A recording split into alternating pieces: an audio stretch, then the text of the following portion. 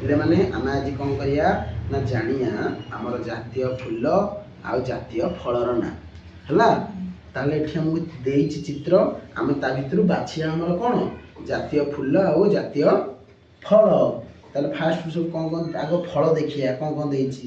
ଏଇଟା କ'ଣ ସେଉ, ଏଇଟା ଏଇଟା ସପୁରୀ, ଏଇଟା କଦଳୀ, ଏଇଟା ଏଇଟା ଆମ୍ବ। ଏ ଫଳ ଭିତରୁ ଆମର ଜାତୀୟ ଫଳର ନାଁ କ'ଣ?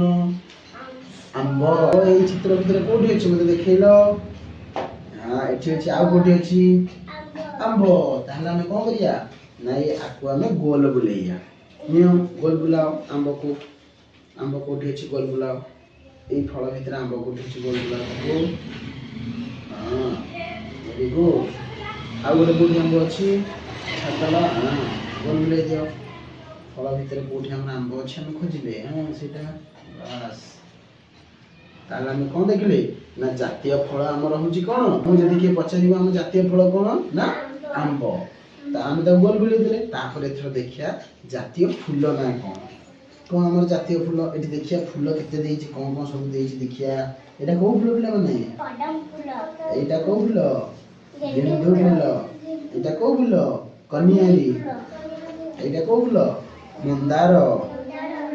ଏଇଟା ସୂର୍ଯ୍ୟମୁଖୀ।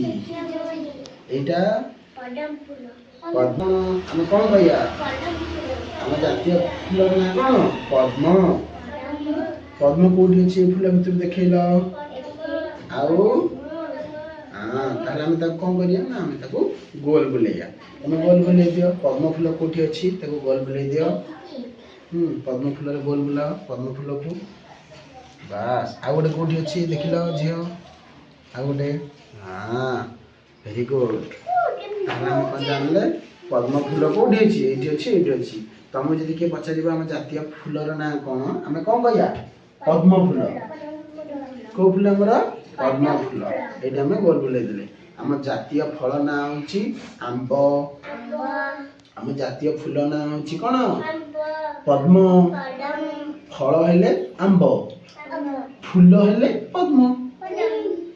ତାହେଲେ ଆମେ ଜାଣିଲେ ଜାତୀୟ ଫଳ ହଉଛି ଆମ୍ବ, ଜାତୀୟ ଫୁଲ ହଉଛି ପଦ୍ମ। ଯିଏ ପଚାରିବ କହିଦବ ତ? Very good.